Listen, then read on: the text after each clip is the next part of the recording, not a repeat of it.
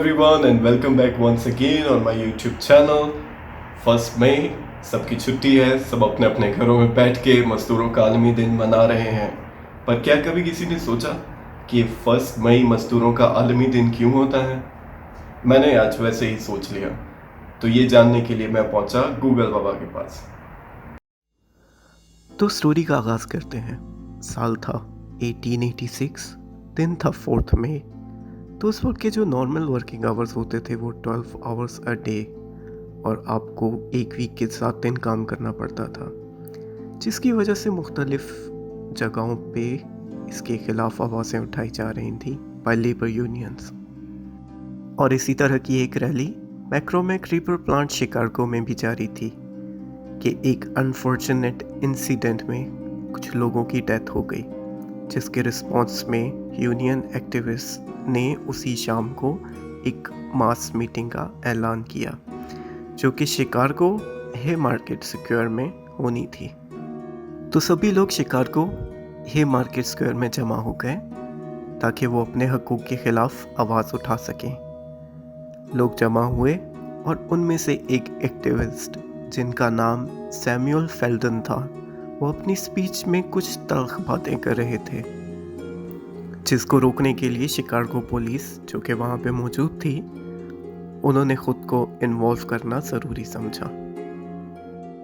और जैसे ही पुलिस ने स्टेज का घेराव करना चाहा, तो किसी नामालूम शख्स ने उनकी तरफ एक डायनामाइट फेंक दिया, जिसके फटने से 7 पुलिस ऑफिसर्स की डेथ हो गई और 5 सिविलियंस जख्मी हो गए। इस ब्रूटल एक्ट के नतीजे में स्टेट बहुत गुस्से में आ गई, पर असल हमलावर कौन था इसका किसी को पता नहीं चल सका। तो ज़्यादा सबूत ना होने की वजह से रैली के 8 मेन एक्टिविस्ट्स को शक की बिना पर गिरफ्तार कर लिया गया। बाद में उन 8 लोगों पे केस चला और 4 लोगों को छोड़ दिया गया और बाकी के 4 लोगों को सजाए मौत सुना दी गई। और जिन 4 लोगों को छोड़ दिया गया था, उनमें से एक ने खुदकुशी करके खुद ही अपनी जान ले ली।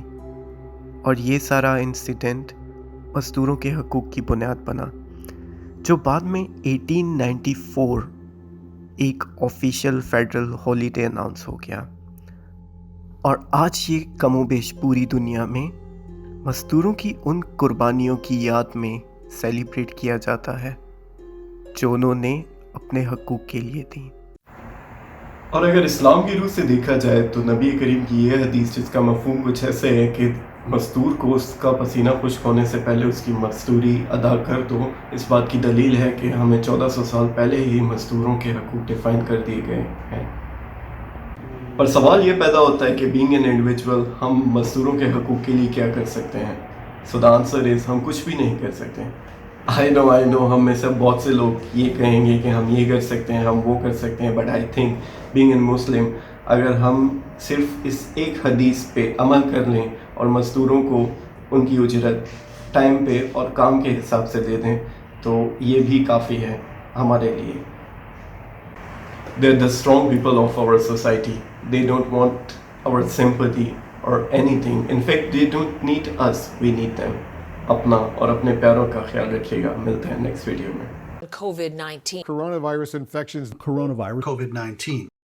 COVID-19 can be characterized as a pandemic. Pandemic is not a word to use lightly or carelessly.